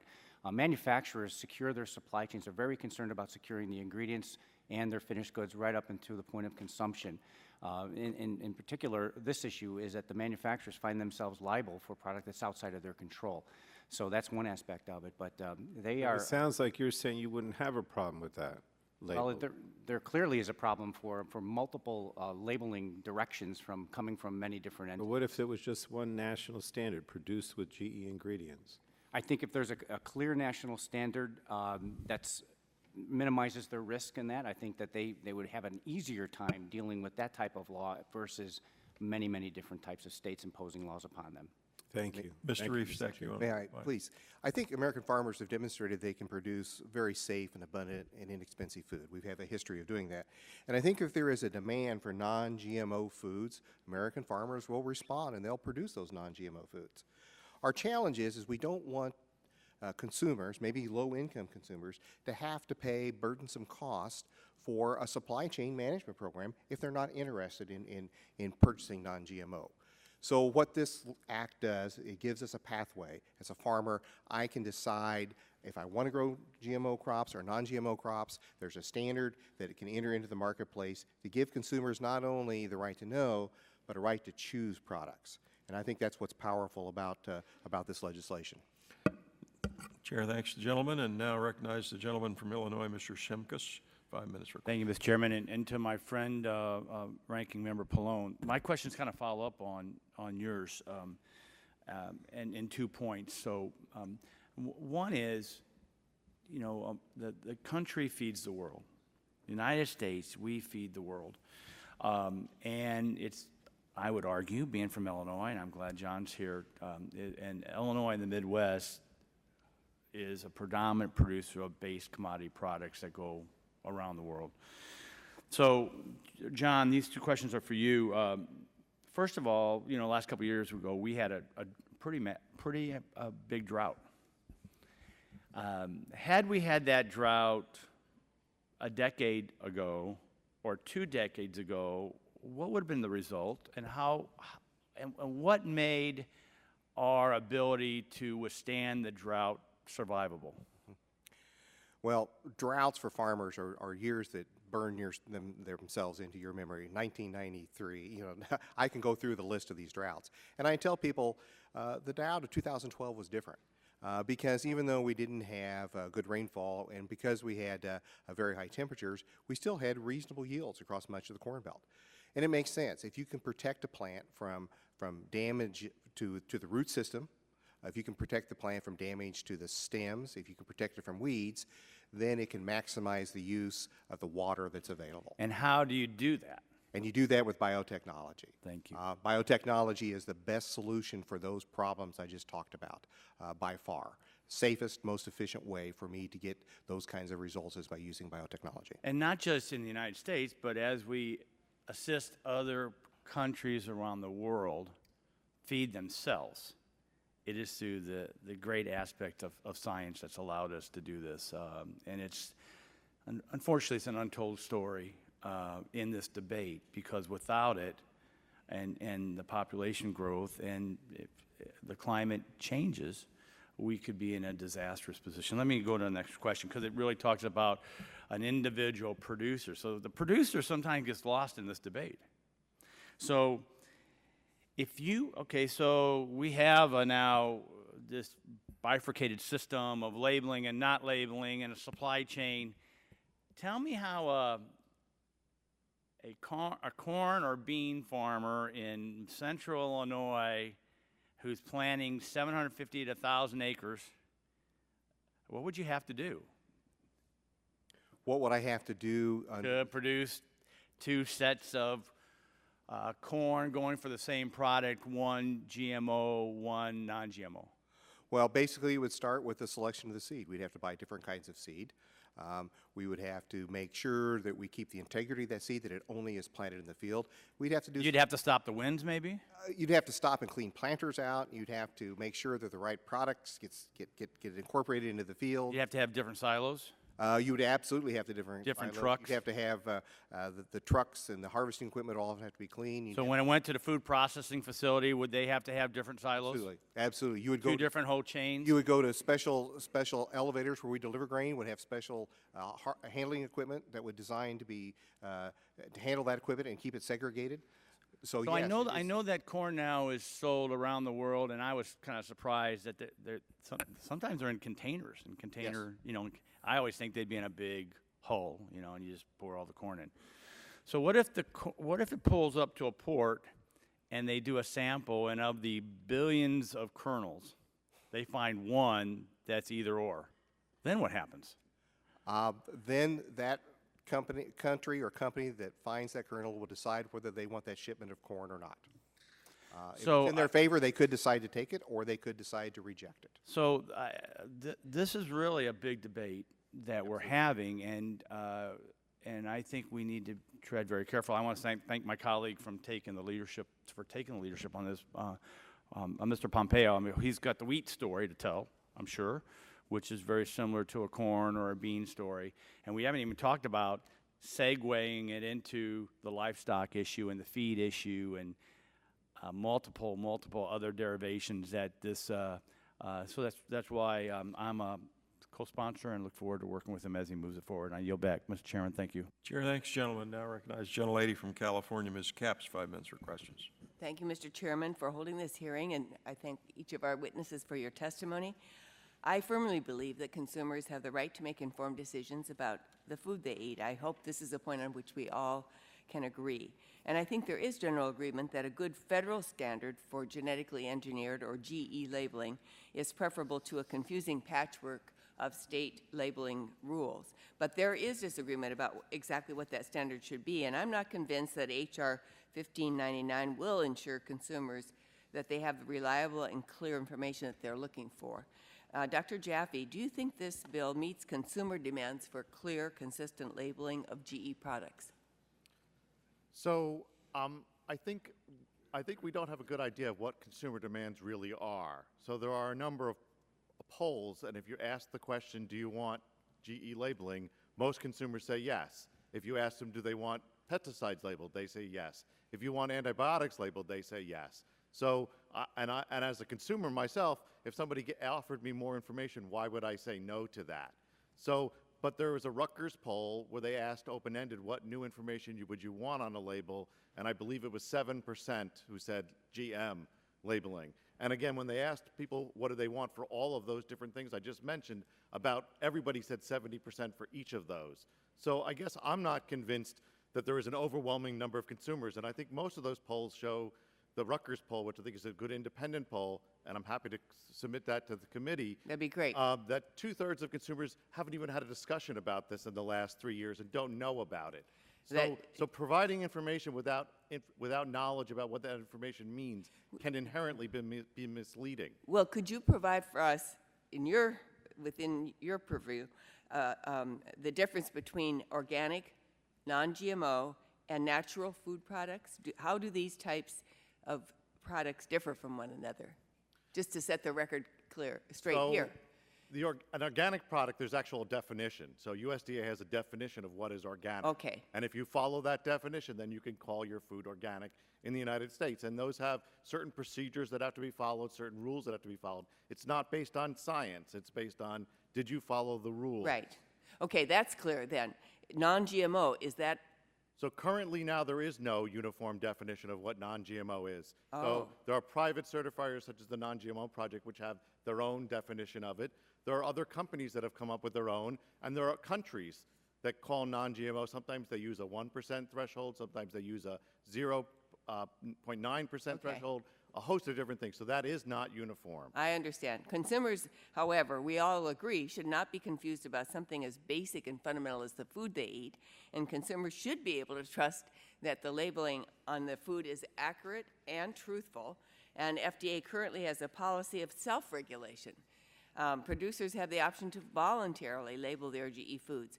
However, over 15 years after the implementation of this policy, very few products, am I right, on the market have been labeled as being genetically engineered. Yet we all know there's a great number of GE foods on the market. Fact is, consumers want to know if their food is GE, and they are calling on policymakers to help make this information more accessible. And I think that's why we're looking carefully at Vermont's new law, because it's a reflection of this consumer demand. Mr. Delos, can you explain how the Vermont law differentiates between foods that are labeled as, quote, produced with genetic engineering, unquote, and foods that are labeled as, quote, partially produced with genetic engineering? What's the difference there? Certainly, Congresswoman, and this is part of the flexibility that Vermont's law has built into it. If a product contains less than 70% GE material by weight, then a producer can choose to use the statement partially produced. Otherwise, the standard statement is produced with genetic engineering, and that has to occur on any product. Well, I submit that we need to make sure that labels are clear and informative for consumers, and HR 1599 falls short of this standard. But I hope we can work together to find the right balance that works for both consumers, as Vermont has done or is doing, and industry as well. And with that, I yield back the balance. Thank you, Mr. Chairman. Chair thanks the gentlelady and now recognizes the gentleman from Indiana, Dr. Bouchon, 5 minutes for questions. Thank you very much, Mr. Chairman. I just want to say I support the consumer's right to know what's in their food products, but I also think it should be based on science. And I support Congressman Pompeo's legislation. I know it's been said, but I want to reiterate for the record some quotes from organizations around the world, really, talking about GMO. The American Medical Association. Our AMA recognizes that there is no evidence that unique hazards exist either in the use of GE techniques or in the movement of genes between unrelated organisms. Bioengineering foods have been consumed for close to 20 years, and during that time, no overt consequences on human health have been reported or substantiated in peer-reviewed literature. National Academy of Science. Genetic engineering is one of the newer technologies available to produce desired traits in plants and animals used for food, but it poses no health risks that cannot also arise from conventional breeding and other methods used to create new foods. They go on to say an analysis of the U.S. experience with genetically engineered crops shows that they offer substantial net environmental and economic benefits compared to conventional crops. Generally, GE crops have fewer adverse effects on the environment than on non-GE crops produced conventionally. And finally, the World Health Organization, GM foods currently available on the international market have passed risk assessments and are not likely to present risks for human health. In addition, no effect on human health have been shown as a result of the consumption of such foods by the general population in the countries where they have been approved. So that said, as a medical doctor, I was charged with advising patients on therapy. Therapy that works, therapy that doesn't work. And of course, based on the internet and other sources, there's all kinds of proposed therapies for cancer and heart disease out there that have been unsubstantiated that patients frequently ask me about. And so I guess my question to everyone is, on the panel is, should people like elected officials or other people who are in charge of informing the public, should we buy into what is, I see, a movement without really substantiated reason to be there in the first place? Or, for example, me buy into a treatment that's not proven to be effective? Or should I lead and should I say to my patients or should I say to the general public what the facts are and not buy into unsubstantiated claims? And what I see, honestly, is really, for the most part, a political and economic movement. Political because of misinformation, and economic because of companies that want their product to be labeled non-GMO so that they can compete with everybody else. So I'll start at the end and just comment on, what your thoughts are. Should we buy in, or should we inform the public and stand up to what is clearly misinformation? Right. As a consumer, I believe we should inform the public, as you say, and I think that everyone here believes there's a right to know, and that choice is very much of the important here. We care about consumer choice as consumers, but we also want to understand the implications as an industry person on what demands we're going to place on industry and whether it's going to be effective as well. And in this case, we don't think so. I think there's a challenge here, and that is that to disable consumers from accessing information that they are interested in having suggests that the government has a role in controlling information people want. I'm going to interrupt just briefly. As a medical doctor, should I promote a therapy that I know not to be effective because the internet says that it is? I respect the example. What I would say is that there's no promotion going on in Vermont's law. All there is well, there will be, because people have a misperception that GMO, in some way, is inferior to non-GMO products. I'm just taking the devil's advocate approach here.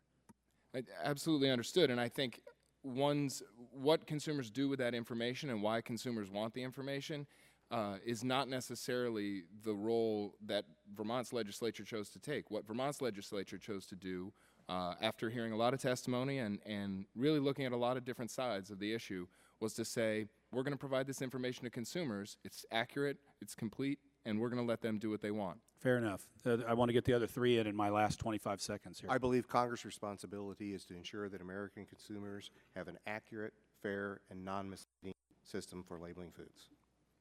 I think it's Congress's role. I think it's CSPI's role and everybody else to provide the facts to consumers out there. I think the current crops that are engineered are safe, but I think generally this is a safe technology, but you have to look at each application on a case-by-case basis. Congressman, it is important to recognize that Vermont Act 120 and other similar legislation is a direct consequence of attempts to mislead consumers as to the safety of foods derived from crops improved through biotechnology. I've read every iteration of that law multiple times, and the legislative record is very clear. The findings of fact associated with it put forward a whole host of verifiably false claims about the safety of these foods. And while the state of Vermont, I am completely confident, does not intend to mislead consumers, the folks who push them into adopting this legislation and who are leading the campaigns have very different motives. Let me give example of a couple of quotes from that. My time has expired. Can you submit the rest of your response to that for the record? It's in my written remarks. Okay, and, great. To summarize very briefly, the intention of the folks pushing these mandates for information on labeling is directly to mislead consumers as to their safety as a means of growing their market share. Gentleman's yield back. time's expired. Chair now recognizes the gentleman, Mr. Butterfield, 5 minutes for questions. Thank you very much, Mr. Chairman. Mr. Chairman, before getting started, I would ask unanimous consent to have 2 letters inserted into the record. The first one addressed to members of the House and dated April 28th. April 28th is signed by nearly 400 stakeholders, including the National Federation of Farm Bureaus as well as the state farm bureaus from Alaska to Florida. It is worth noting that the Vermont Farm Bureau is one of the signers. The letter expresses the support of the 400 signers for H.R. 1599. I offer this letter. Without objection, so ordered. Additionally, the second one, Mr. Chairman, addressed to Mr. Pompeo and me, dated April 16th, 2015, is from 29 biotechnology industry stakeholders and state biotech associations, including the North Carolina Bioscience Organization and the Bio New Jersey Association. The letter expresses, again, support for 1599. I offer this letter. Without objection, so ordered. Thank you very much, Mr. Chairman. Mr. Blaskin, apologize for being in and out, but we are multitasking today, and I think you understand that. But thank you so much for being here today, and thank you for lending this committee your expertise in supply chain management. I've come to understand our nation's food supply chain as a vast and interconnected web that starts with seed development and ends on the consumer's plate. The complex process of feeding America is staggering. It's easy to appreciate why upending manufacturing processes would cause significant disruptions to the supply chain, ultimately will result in consumers actually paying more for the same food that they buy today. Number one, considering that you have spent the last 15 years as a supply chain logistics expert, do you believe a federal labeling standard is in the best interest of both American consumers and our nation's food producers? Yes, I do. That's unambiguous. All right, thank you. I understand that there are concerns that the cost to comply with the Vermont law could exceed food companies' sales revenue for products that are actually sold in Vermont. If companies decide to no longer sell products in Vermont or any other state, as that goes, that has state mandates because it's too costly for them to comply, it is the consumer, not the company, that loses. That's my logic. Would you agree? I do, and as I mentioned in my statement, the grocery manufacturers are very high volume, low margin, and they do everything they can to keep very efficient and effective manufacturing operations as well as distribution operations right up until the time the consumer consumes the product. That's very, securing that supply chain is very important to them, and they do everything that they can to make it the most efficient possible so that we can pass on those savings to consumers. What are the practical impacts of different state-by-state mandates on consumers, and why is the national standard in the best interest of consumers, in your own words? Right. It would literally mean manufacturing lines all across the country would have to stop and start and stop and start over and over again to change labeling, change packaging, create separate inventories of the same product essentially, ensure that they're segregated so they can end up in the right state. That would complicate things not only in the manufacturing sector, but also in the inventory management sector, because we'd have to ensure those inventories are segregated and tracked as best as possible to ensure they're ending up in the right state. It's very difficult to do that throughout the entire supply chain. In particular, I'll reiterate the fact that the manufacturers have control of only so much of that supply chain. They turn it over to retailers and wholesalers who redistribute that product to stores, and then it's their job to make sure that product ends up where it's intended.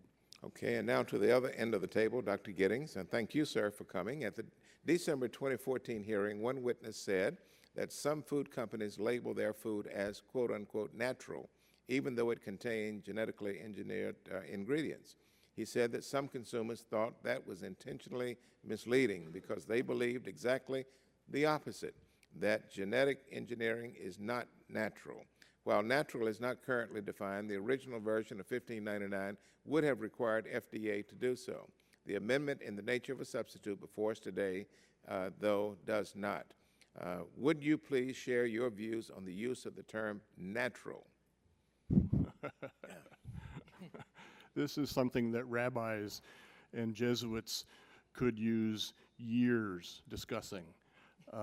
This much I can tell you, it's not clear to me what the term natural means when used in foods, because everything that we eat has been modified from the form it took before humans started to cultivate and care for livestock and so forth. So it's all been changed. Even wild fish stocks we have selected over generations and changed their genetic makeup.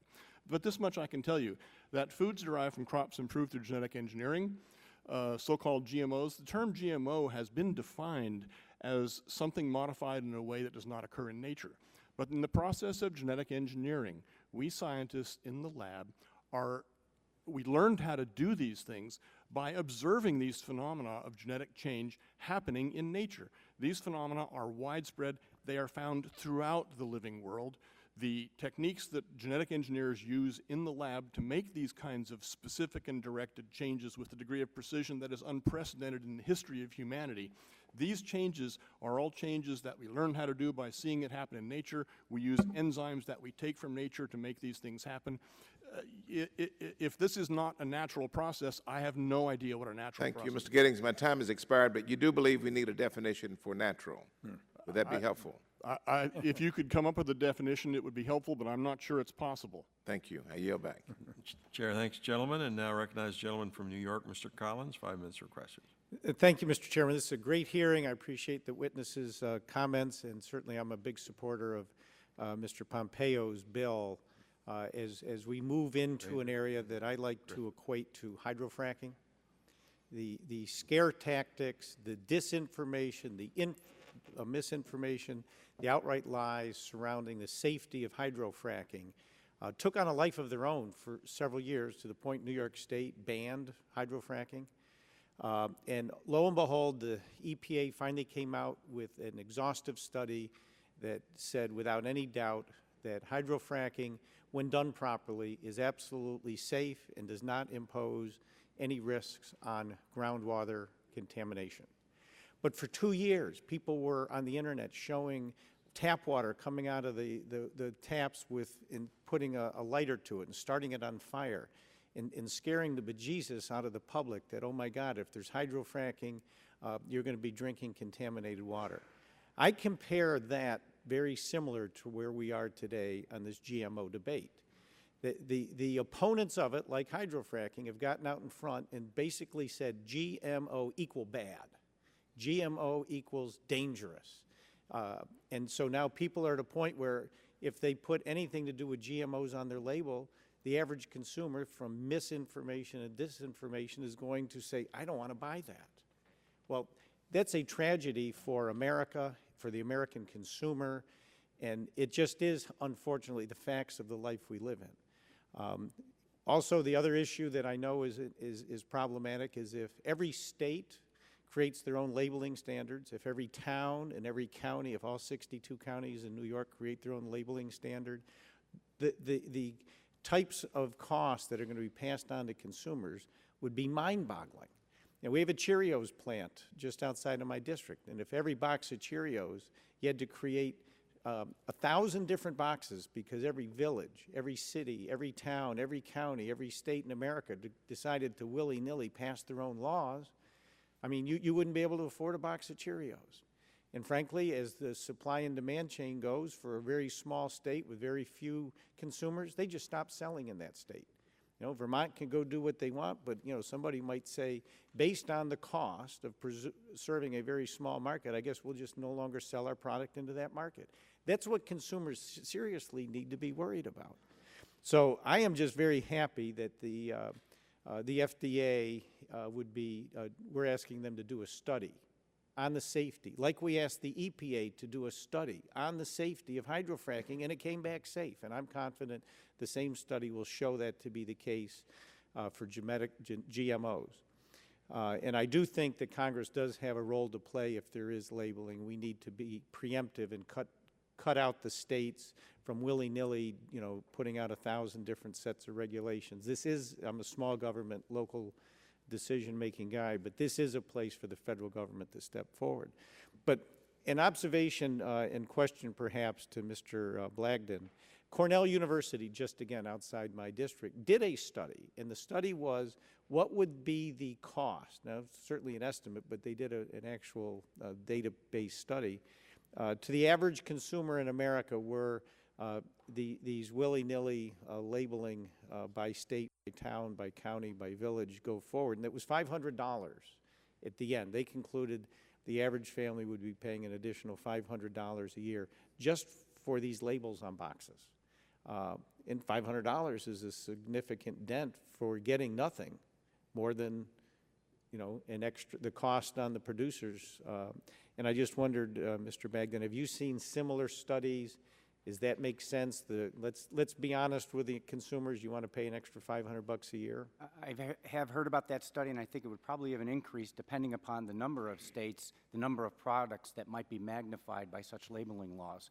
The complications, the extra inventory, extra time associated would be quite substantial when you think about all the manufacturers of food products, all the different items, and all the different labels that potentially could be on all these products. And do you also agree that there's certainly a risk that if a city, town, village, state, especially a small one, decided to pass a labeling law, there would be a fair chance that the supply chain would just simply stop providing that product into that market? It's possible. I mean, it all comes down to you know, whether you can make a product have a healthy margin so the manufacturer. You're going to look at your cost, you're going to look at your return and say, you know what, sorry, just not going to sell it into that market anymore.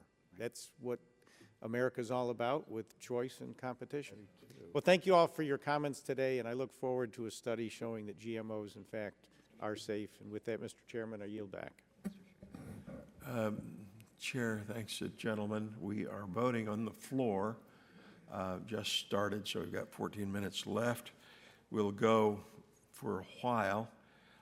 Then we will have to recess and come back if there's still questions that haven't been answered or asked. So at this point, Chair recognizes the gentleman from Oregon, Mr. Schrader. 5 minutes for questions. Thank you, Mr. Chairman. I guess questions for Mr. Jaffe and Mr. Reifstack. What is the purpose of FDA labeling? What is the statutory requirement? Why do we label food? Mr. Jaffe. So that the consumers have truthful, non-misleading information about material issues that are important. Mr. Reifstack?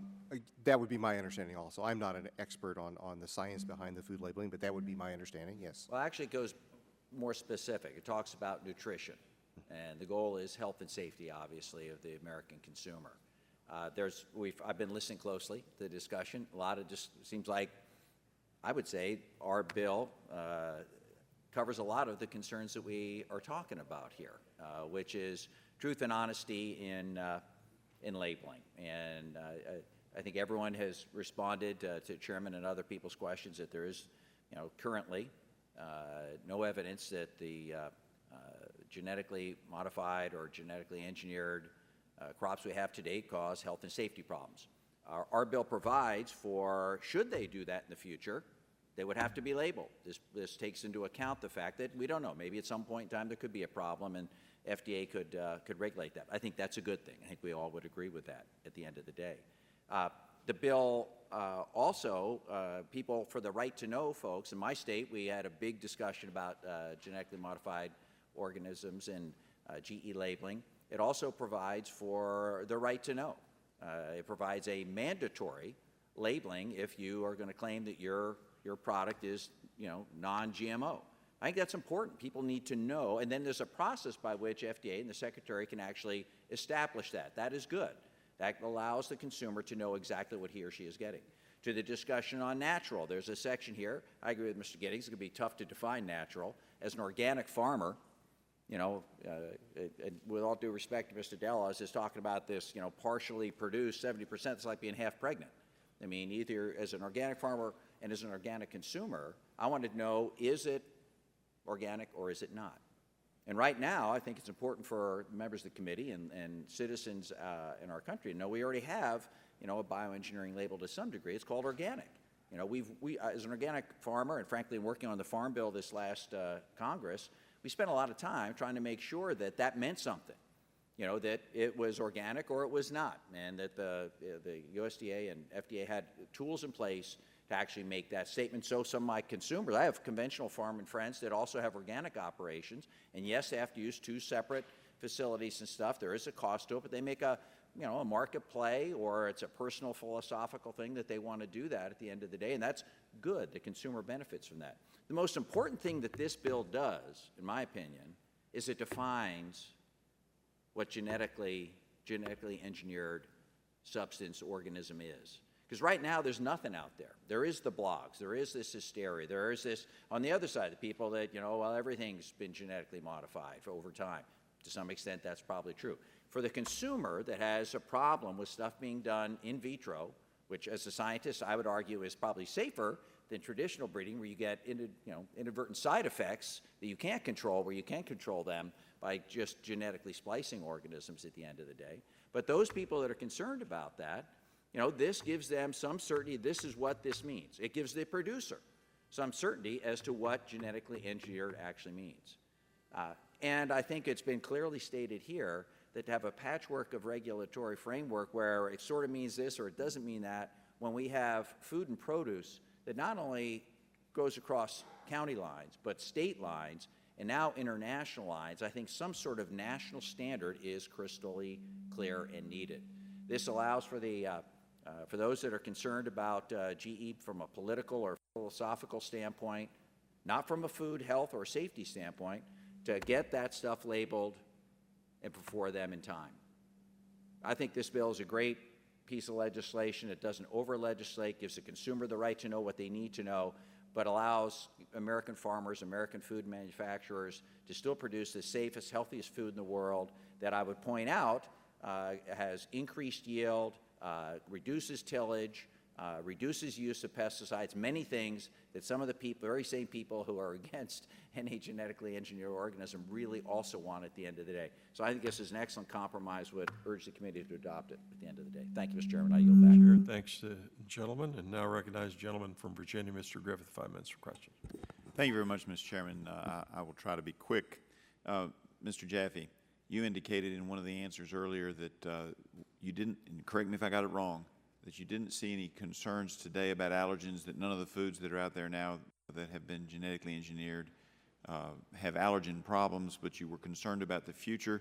Can you give me information on that? If I got that information correct from you originally, was that correct, what I thought I heard you say? Yes, that is correct. Can you get me some information after the hearing in regard to concerns or papers about concerns about future allergens? As the father of a 9-year-old who has a lot of food allergies, I'd be interested in that. Would you do that for me? Sure. And Mr. Delos, industry is concerned about potential for private actions against manufacturers under your law. I believe the law is maybe unclear on that point. Do you all have, does Vermont's law block private rights of action against manufacturers and suppliers? I'm not going to ask you for an answer today because we're short on time. I'm going to ask you if you would get us something on that. And if the answer is no, what do you intend to do when to limit liability when a product, the person who manufactured it really didn't intend for it to ever end up in Vermont, but somebody puts it on the shelf there anyway? And if you could get me an answer to that at a later date, I'd greatly appreciate it. I'm trying to make sure that Mr. Pompeo gets an opportunity. Thank you, gentlemen. And with that, Mr. Chairman, I yield back.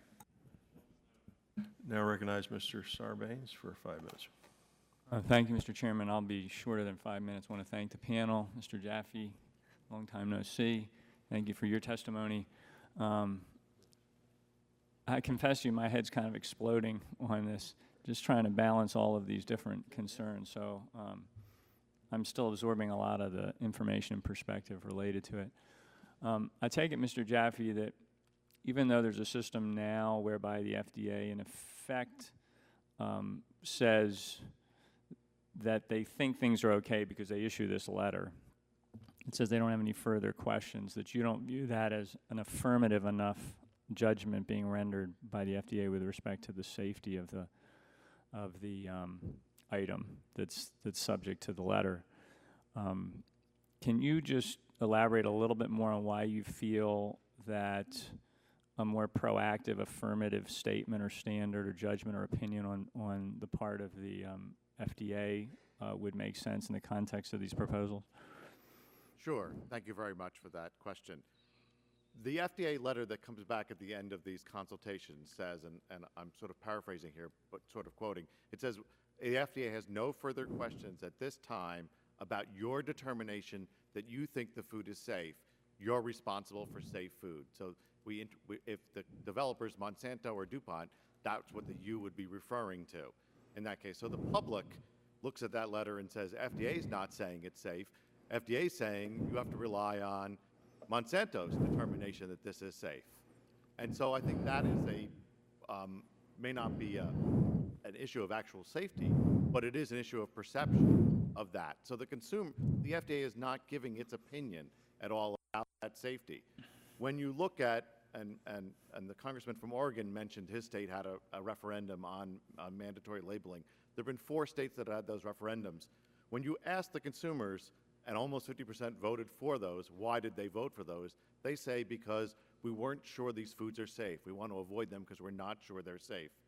So the solution to that is not to label at the back end. The solution is for FDA to confirm to consumers that those foods are safe on an individual case-by-case basis for each individual product. And so I think that's what every other country in the world does in this area before they approve genetically engineered foods. Their food safety authority, equivalent to FDA, does it. And what's ironic about it in the United States, USDA, you can't plant one of these crops without USDA saying they're safe, but we can eat the foods from them without FDA saying they're safe. That's not a product of a policy decision. It's a product of using old laws and fitting a new technology into that. And I think... Right. Well, okay, well, I appreciate that. I mean, my sense is you would believe that having that new standard would help address some of the anxiety that people legitimately feel about whether there's safety concerns there or not. And in so doing, you might lessen the demand for the kind of labeling that Mr. Giddings and others are reluctant to see imposed. So I don't understand why there's a total departure between the two of you on this topic, because it would seem that one would help the other to some degree. I'm going to switch gears and I'm going to try to wrap up. I gather that the Vermont labeling bill is one that would require the producer, the manufacturer, whatever the right term is here for the person putting the label on there, to indicate that it's partially produced or wholly produced by GE, but that a label saying may contain GE is not an option, or is it if there's no way to determine the origins? I think that's an important point to make. It is an option, and producers can choose to qualify the produced with genetic engineering with the term may be if they, after reasonable inquiry, can't determine whether their product is produced with genetic engineering. But if they can determine it, they cannot choose to say may. Precisely. It has to be accurate. To me, it would be a solution to the entire problem, but in some ways. In any event, thank you all for your testimony. I'll yield back. Chair, thanks, gentlemen. We're voting on the floor. We have 2+ minutes left. Chair recognizes gentlelady from Indiana, Ms. Brooks. Mr. Chairman, I heard yesterday from Beck's Hybrids, a family-owned pioneer in the biotech world in seed production, and who is in strong support of this bill, and I yield the remainder of my time to the gentleman from Kansas, Mr. Pompeo. Thank you, Ms. Brooks. I appreciate that, and I thank you all for being here as well. Mr. Dulles, you said that you trust people to make their own decisions. In fact, we saw Mr. Welch hold up a container that said non-GMO today. Under the current law, would that producer still be able to produce that container after H.R. 1599 passed? That's not my understanding of H.R. 1599. He would. Just you understand it incorrectly. See, this is exactly what I wanted to address. There is nothing in this legislation that denies any food producer any ability to market their product as non-GMO, as long as that is a truthful statement and accurate. That proves my point precisely. Chipotle could still sell you a 5,000 calorie burrito that was non-GMO and tell you it was a good idea. As long as it was truthful and accurate, they could continue to do that. And this is exactly what I wanted to get at. So you suggested that somehow H.R. 1599 denies anyone the right to know anything, but it doesn't. Can you tell me where in the bill you see that it would prevent someone from doing that? I don't have the draft directly in front of me. My understanding is that a portion of Title I of the amendment in the nature of a substitution suggests that it would be misbranding if a product were labeled without following some of the procedures laid out in Title II. I think it's 291B and C. And my understanding of those is at the point in time that H.R.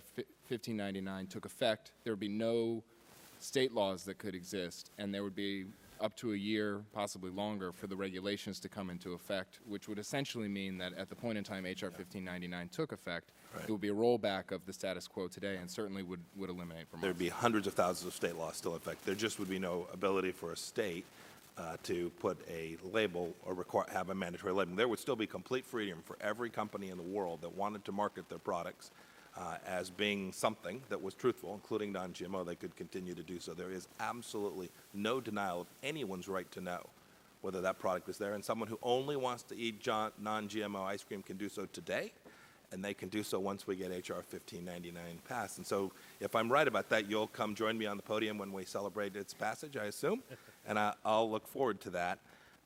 You also talked about there being lots of popularity for this. Has this ever passed by referendum in any state in the United States of America that you know of? In Vermont, it was passed through the legislature. So my question was a yes or no question. Has it ever passed by referenda anywhere? When it's been put to the people, have they ever approved what you are proposing? Not to my knowledge. Right. So every time it's been on the ballot, the American people have rejected it. And I think that's important for folks to understand, because there's this idea somehow there's this tidal wave of demand and everyone's screaming for it. In fact, Mr. Chaffee, a question to you. First of all, I want to say thank you. I've appreciated your counsel through this. You have been reasonable and rational and thoughtful, and I greatly appreciate that. We differ a little bit on the front end. I'm happy to try and work with you to get that a little bit better, and I appreciate that. But you said 7% of the people want it. I don't know exactly how many it is, but my bill, in your judgment, it allow those 7% of the people to continue to eat all non-GMO food if they chose, and to only purchase products that contained a label that reflected that even after this bill came to passage, they could continue to do that, and they could pay the premium that was required, and life would be good for them. Is that correct? Yes, if the bill was passed, I do think it is important that for foods that are labeled non-GMO, that there is a federal standard for that. Because right now, consumers aren't necessarily getting what they're paying for. So again, I would say there's no need for a consumer to want to purchase non-GMO food, but there are consumers who want to do that. I think you do need a federal standard for setting what that means. I appreciate that distinction. I just want to clarify one thing to clean up something a little bit, Mr. Delos. You kind of gave an answer that I want to just make sure I have right. So when the FDA came to testify, Michael Landa testified, he said that the FDA was confident that G foods in the marketplace today are as safe as their conventionally bred counterparts. I asked Representative Kate Webb, the Assistant Majority Leader in Vermont, that question. She said she agreed with it. I assume you agree with that statement from the FDA as well? I do. I don't have any reason to disagree. So you agree with it too. Great. Thank you, Mr. Chairman, and thank you for your consideration and your help with us. I yield back the balance. Chair, thanks to the gentleman. That concludes the questions of the members who are present. We'll have questions in writing that we will submit to you. We ask that you please respond. I remind members they have 10 business days to submit questions for the record, and that means they should submit their questions by the close of business on Thursday, July 2nd. Very good hearing, very important hearing. Thank you for your testimony and your expertise. Without objection, the subcommittee hearing is adjourned.